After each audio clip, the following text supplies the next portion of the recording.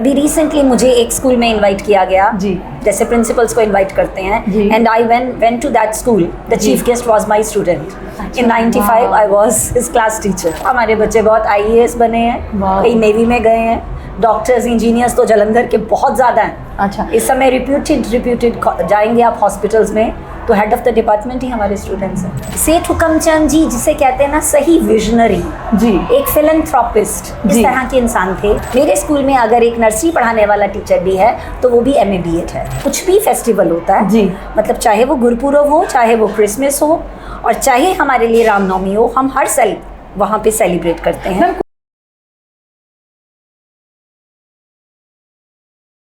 न राजा न रानी, न नई न पुरानी, तेरी मेरी कहानी ऑन पॉइंट भारत पे। नमस्कार, मैं हूँ विक्रांत रेहानी और आज मेरे साथ हैं पंजाब के एक बहुत ही मशहूर स्कूल की प्रिंसिपल साहिबा। मेरे साथ हैं प्रिंसिपल ममता बहल जी, सेठ Hukamchand SD public senior secondary school की प्रिंसिपल। आपका बहुत बहुत स्वागत है ममता जी। धन्यवाद मैम। ममता जी, सबसे पहले मैं आपसे ये पूछूंगी कि 40 दहाकों से आप एक स्कूल के साथ जुड़ी हुई हैं, एक स्कूल जो इतना पुराना है, तो आज आप यहाँ बैठी हैं, जो स्कूल आपको दिया गया था तब और आज आप यहाँ बैठी हैं अब के स्कूल में, क्या फ़र्क देखती हैं? हमारा स्कूल 1981 में एस्टैब्लिश हुआ था। उस समय एक छोटा सा प्रांगण था जो इस समय डबल स्टोरी बिल्डिंग के साथ खड़ा हो चुका है, और ये प्री नर्सरी से लेके +2 तक के स्टूडेंट्स को, सभी स्ट्रीम्स के बच्चों को शिक्षा दे रहा है जी। मेरा स्कूल हमेशा ही अच्छे नैतिक गुण, बच्चों में गुड मॉरल वैल्यूज उसमें बिलीव करता है, और क्वालिटी एजुकेशन उस समय के बच्चों की जो नेसेसिटीज़ थी उसके अकॉर्डिंगली, और आजकल के बच्चों की जो नेसेसिटीज़ हैं उसके अकॉर्डिंगली हर चीज़ उनको प्रोवाइड कर रहा है। यहाँ कंप्यूटर्स की एजुकेशन, वेल इक्विप्ड लैब्स हैं जी, यहाँ पे फिजिकल एजुकेशन जी, स्किल एजुकेशन, मॉरल वैल्यूज़, हर चीज़ बच्चे का हर तरह से होलिस्टिक डेवलपमेंट किया जाता है जी। ममता जी, एक बात बताइए, आपको शुरू से ही प्रिंसिपल बनना था, टीचर बनना था, ये जो चिनक लगी कि मुझे इस प्रोफेशन में जाना है, एक शिक्षक बनना है, शिक्षा के इसमें जाना है फील्ड में, ये कहाँ से इंस्पिरेशन मिली? जब मैं अपने अध्यापकों को पढ़ाते हुए देखती थी, क्योंकि मैं SD कॉलेज की ही स्टूडेंट रही हूँ, तो मुझे वहाँ से इतना अच्छा उन लोगों से ट्रीटमेंट मिला। मुझे लगा जिस तरह से वो अपनी पेरेंटल अप्रोच रखते हैं बच्चों के साथ, मैं भी एक टाइम पे इसी तरह से, मैं 89 में ये कॉलेज स्कूल ज्वाइन किया था जब मैंने कॉलेज की स्टडी कंप्लीट की। After doing BA honours in English and MA English and BEd, then I join this institution, और तब मैं PGT इंग्लिश थी। उसके बाद मैं वाइस प्रिंसिपल बनी, फिर मैं प्रिंसिपल बनी जी। तो मेरा यही मानना है कि इस स्कूल में जिस तरह से बच्चों के साथ ट्रीटमेंट किया जाता है, उनको बिल्कुल ऐसे लिया जाता है जैसे उनके अपने बच्चे जी, और उनको उतने ही अपनेपन से, उतने ही प्यार से पढ़ाया जाता है और उनकी देखभाल की जाती है। मैम, एक सवाल यहाँ पे, आपके स्कूल के टीचर्स को जब बच्चों पे गुस्सा आता है, बच्चे कई बार शैतानी भी कर देते हैं, आउट ऑफ कंट्रोल भी हो जाता है, इनडिसिप्लिन भी हो जाता है, तो कैसे हैंडल करते हैं आपके टीचर्स? उनको प्यार से समझाने की कोशिश करते हैं जी। पहले उनको क्लास के अंदर ही बाकी बच्चों के साथ सामने समझाने की कोशिश करते हैं कि बेटा ये चीज़ गलत है जी। फिर उनको अपने पास बुलाया जाता है अलग से कि अगर यही चीज़ आप घर में करो तो मम्मा का क्या ट्रीटमेंट होगा, पापा आपको कैसे डील करेंगे। फिर उनको कहते हैं, पहले तो बात टीचर तक ही रहती है, अगर टीचर से नहीं संभलती फिर वो मेरे पास आती है, फिर मेरे को भी उनको इसी ढंग से समझाना होता है, बेटा घर में वो पेरेंट्स है, यहाँ हम पेरेंट्स हैं, उन्होंने हमारे हवाले आपको किया, तो मैं यही चाहूँगी कि आप बहुत अच्छे बच्चे बन के जाओ। आपका ये जो हमारे स्कूल का जो कंट्रीब्यूशन है तभी सक्सेसफुल होगा जब आप देश के अच्छे नागरिक बन के निकलोगे। एक पढ़ाई बाद की चीज है, पहले अच्छे बच्चे बनो, character building that is must. मान जाते हैं बच्चे इतने में? जब हम कहते हैं पेरेंट्स को कॉल कर लेते हैं, कुछ बच्चे तो डर जाते हैं, और कई बार पेरेंट्स को फिर बुलाना भी पड़ता है, और उनको लगता है कि हमारा बच्चा नहीं कर सकता। फिर जब सामने उनको दिखा दिया जाता है, देन द चाइल्ड एडमिटेड कि हाँ मेरे से ये गलती हुई, आगे से नहीं होगी, आगे से नहीं, तो फिर हट जाते हैं बच्चे, मान जाते हैं। कोई ऐसा कुछ होते हैं जो नहीं मानते। कोई ऐसा केस कि ये बच्चा आपको लगा कि इतना उदंड बालक है, ये नहीं पढ़ रहा, लेकिन आपने गिव अप नहीं करना। अगर पढ़ाई में इंटरेस्ट नहीं है तो हो सकता है किसी दूसरी एक्टिविटी में उसका इंटरेस्ट हो, वो म्यूजिक में अच्छा हो, वो गेम्स में अच्छा हो, हम उसकी डाइवर्शन उधर कर देते हैं। जिस चीज़ में वो बेस्ट है उसका जो इनबिल्ट टैलेंट है वो हम बाहर निकाल देते हैं और बच्चा उसके अकॉर्डिंगली रिस्पॉन्ड कर देता है। बहुत अच्छी बात मैम। जैसे आपने बताया कि कुछ बच्चों को पढ़ाई में कम इंटरेस्ट होता है और दूसरे स्किल्स में ज़्यादा इंटरेस्ट है। सो मैम आप बच्चों की एनर्जी को एक तो इस तरह से चैनलाइज करते हैं, स्पोर्ट्स वगैरह हो गए। कई बार मैम बच्चे लगता है कि ये बच्चा इम्पॉसिबल केस है, आपको कभी लगा हो कि ओके ये नियर आप पहुंच गए कि गिव अप कर रही हूँ, फिर भी आपने कहीं सोचा कि नहीं एक कोशिश और, ऐसा कोई केस? बहुत से कुछ केसेस आते हैं जी जी, अक्सर आते हैं जी। हम पेरेंट्स को ये कहते हैं कोई बात नहीं, कई बार तो पढ़ाई की बातें होती हैं, कई बार बिहेवियर की बातें होती हैं, पेरेंट्स के ही हाथ खड़े होते हैं, हमारी बात तो नहीं सुनता, आप देख लो। हम कहते कोई बात नहीं। हम बच्चे को बहुत प्यार से, मेरी टीचर्स कई बार तो ये होता है कोई बच्चा अगर किसी से साथ लेके जाती हैं जी जी, अपने साथ रखती हैं, जी। जिस चीज़ में उसका इंटरेस्ट होता है, जिस सब्जेक्ट में होता है वो पढ़ो। तुम्हें जो लगता है धीरे धीरे जब इंटरेस्ट क्रिएट हो जाता है तब वो बच्चा अच्छा बन जाता है। ओके। और हमारे स्कूल के बच्चे इस समय अलग अलग जगह पे जी पूरे अपने, अगर आप जालंधर क्या अलग अलग स्टेट्स में भी जी जी, वो अपना पूरा योगदान दे रहे हैं। अभी रिसेंटली मुझे एक स्कूल में इनवाइट किया गया जी, जैसे प्रिंसिपल्स को इनवाइट करते हैं, and I went to that school. The chief guest was my student in 95। I was his class teacher. Okay, तो अब वहाँ गेस्ट ईयर वो चीफ गेस्ट था, commissioner income tax. Wow ma'am, कैसा महसूस होता है? अच्छा लगता है। हमारे बच्चे बहुत IAS बने हैं, कई नेवी में गए हैं, डॉक्टर्स इंजीनियर्स तो जालंधर के बहुत ज़्यादा हैं। अच्छा, इस समय रिप्यूटेड जाएंगे आप हॉस्पिटल्स में तो हेड ऑफ द डिपार्टमेंट ही हमारे स्टूडेंट्स हैं। मैम कैसा यहाँ पे इस कुर्सी पे बैठ के इस वक्त आप ये बात कितने प्राइड से कह रहे हैं, जैसे पेरेंट्स बोल रहा है? रियली बहुत खुशी होती है। उनके पेरेंट्स तो होगी, हमें भी उससे ज़्यादा हमारा सीना गर्व से चौड़ा हो जाता है कि हमारा बच्चा लाइफ में कुछ कर रहा है, अपने देश के लिए कुछ कर रहा है। जी मैम, एक चीज़ बताइए कि इतना पुराना स्कूल है सेठ हुकमचंद स्कूल, सेठ हुकमचंद जी के बारे में कुछ बताएंगे? बहुत नाम सुना है जी। सेठ हुकमचंद जी जिसे कहते हैं ना सही विजनरी जी, एक फिलैंथ्रोपिस्ट इस तरह के इंसान थे जी, क्योंकि ये जो हमारा स्कूल है जी, इसमें हमारे प्रेसिडेंट बुधिया फैमिली के होते हैं जी, जो हमारे मैनेजर्स होते हैं वो दादा फैमिली और सेक्रेटरी मार्कंडा फैमिली जी, और ये तीनों के तीनों ही परिवार पूरी तरह से देश की सेवा में लगे हुए थे। उनका पर्पस सिर्फ ये पैसा कमाना बिल्कुल नहीं है, वो समाज की सेवा करते हैं। अगर आप मेरे स्कूल का फीस स्ट्रक्चर देखें तो मुझे फैब की तरफ से, जो एक फेडरेशन है प्राइवेट स्कूल की, जी, जी, तो उससे बेस्ट स्कूल का जो अवार्ड मिला था वो budget friendly with maximum facility का मिला था, A ग्रेड, क्योंकि लीस्ट फीस के साथ वो पूरी मैक्सिमम फैसिलिटीज देते हैं और बहुत ही अच्छा स्टाफ रखते हैं। मेरे स्कूल में अगर एक नर्सरी पढ़ाने वाला टीचर भी है तो वो भी MA BEd है। मैम जब आप तो डबल इंटरव्यू, MA जी माफ़ करना बीच में टोक रही हूँ, जब आप इंटरव्यू लेती हैं टीचर में तो ऐसी एक कौन सी खूबी की आप तलाश में होते हैं कि इसमें ये खूबी है, ये मुझे चाहिए, ये खूबी नहीं है तो मैं नहीं उनमें पैशन होना चाहिए, एक पेशेंस होनी चाहिए, दोनों होने चाहिए। सो पैशन और patience both are needed. If you are a teacher, then you have to be patient. You have to listen to the children because all the children are not of the same quality. They don't have the same brain. Everyone has different capacity to learn.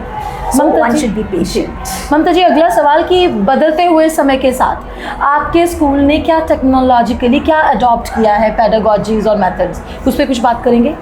हमारे school में बिल्कुल जो latest चीज़ आती है, अभी मैंने पिछले साल पूरी की पूरी मेरी 10th बोर्ड में AI में अपीयर हुई है and we have scored 100 marks. 2 of my students they have scored 100 out of 100 in CBSE result, board results.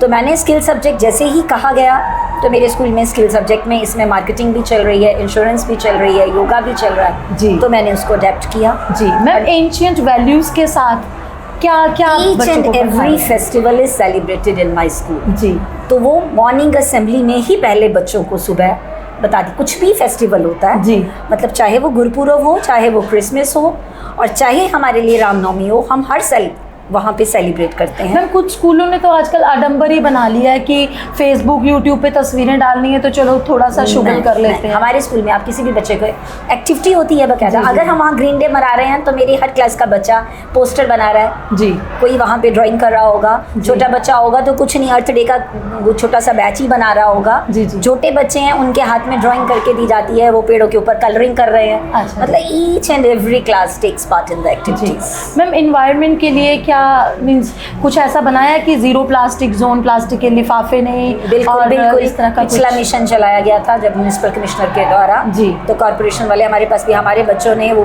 Bottles में पानी की जो खाली बॉटल्स होती है उसके अंदर भी रैपर्स भर भर के, ताकि जो जगह जगह फेंके होते हैं वो उसका कलेक्शन करके गए थे। तो हम सब ने कहा है कि आप स्टील के टिफिन लेकर आओगे, स्कूल में ये नहीं लेकर आना। लिफाफों की जगह जूट बैग्स, स्कूल में तो चलो उनके बैग्स ही होते हैं, पर अपने टिफिन भी उन चीज़ों में डाल के लेकर आओ, पॉलीथीन में नहीं। बहुत बड़ी बात यहाँ हर स्कूल को समझनी होगी। कितनी खास बातें बोली। प्रिंसिपल साहिबा बोल रही हैं कि टिफ़िन जो है वो स्टील के हों, प्लास्टिक के नहीं, प्लास्टिक का लिफाफा नहीं बल्कि जूट बैग का इस्तेमाल करें। ऐसी विजन अगर हर प्रिंसिपल की हो तो बदलाव ग्राउंड लेवल से आएगा। मैं मेरा अगला सवाल, आज से 40 साल पहले, 50 साल पहले की जो ममता है, 2 चोटी करके स्कूल जाती हुई ममता, कुछ उसके बारे में बताएंगे? ममता तब भी क्लास में फर्स्ट आती थी। वाह, अमेजिंग। टीचर्स नो डाउट उस समय बहुत प्राउड महसूस करवाते थे और खुश भी होते थे कि ममता हमारी स्टूडेंट है। और उस समय भी हम इसी तरह से लगाव था हमें, अब भी है। तो मैम तब क्या सपने थे, तब क्या सोचती थी? स्कूल में पढ़ती लड़की ममता क्या सोचती थी, क्या करना चाहती थी? उस समय सिर्फ ये होता है कि हमारे अच्छे रिजल्ट आ जाए, मेरिट में आ जाए, स्कॉलरशिप लग जाए। लेकिन धीरे धीरे जब मैच्योरिटी आती है तब बंदा सोचता है कि लाइफ में कुछ करना है, पेरेंट्स का नाम रोशन करना। जी जी जी।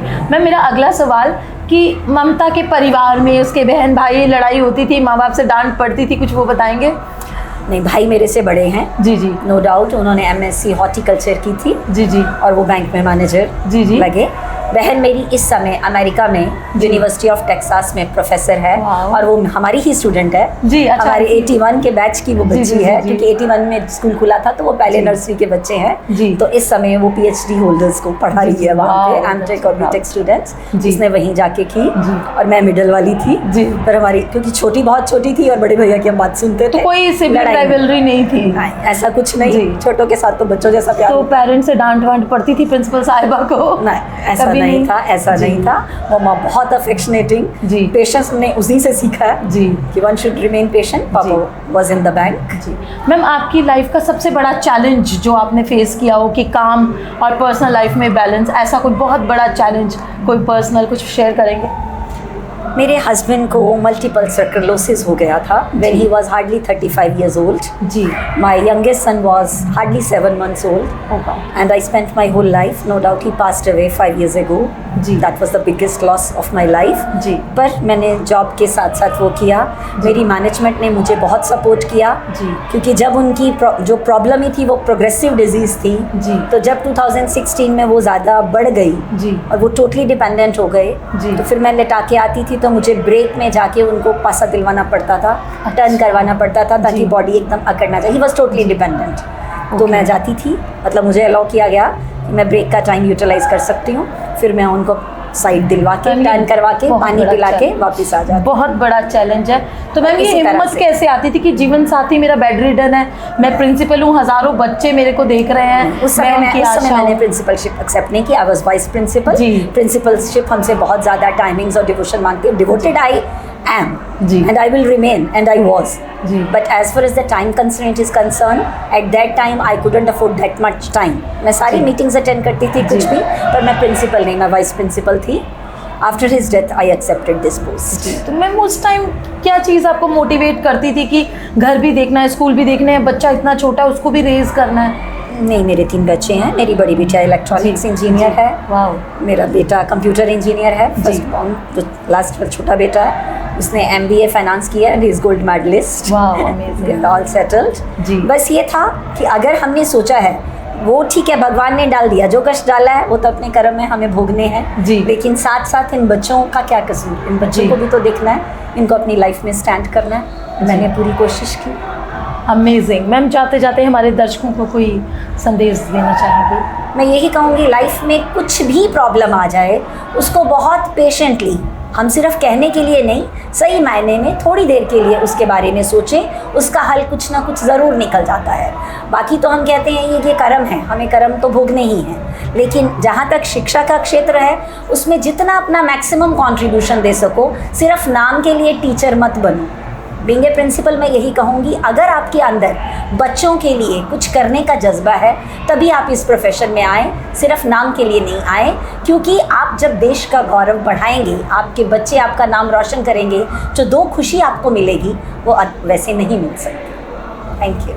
ममता बहल जी ने अपने पर्सनल लाइफ के चैलेंजेस को एक्सेप्ट किया, मुस्कुराते हुए अपनी जिम्मेदारियां निभाई, सिंगल पेरेंट होकर अपने 3 बच्चों को उनके पैरों पे खड़ा कराया, समाज में उनको सशक्त बनाया और इसके साथ साथ हज़ार बच्चों को उन्होंने अपना समय दिया, एनर्जी दी और उन्हें कहीं ना कहीं पहुंचा हुआ देख आज वो मुस्कुरा रही हैं, इतरा रही हैं, बच्चों की अचीवमेंट को एक माँ की तरह सेलिब्रेट कर रही हैं।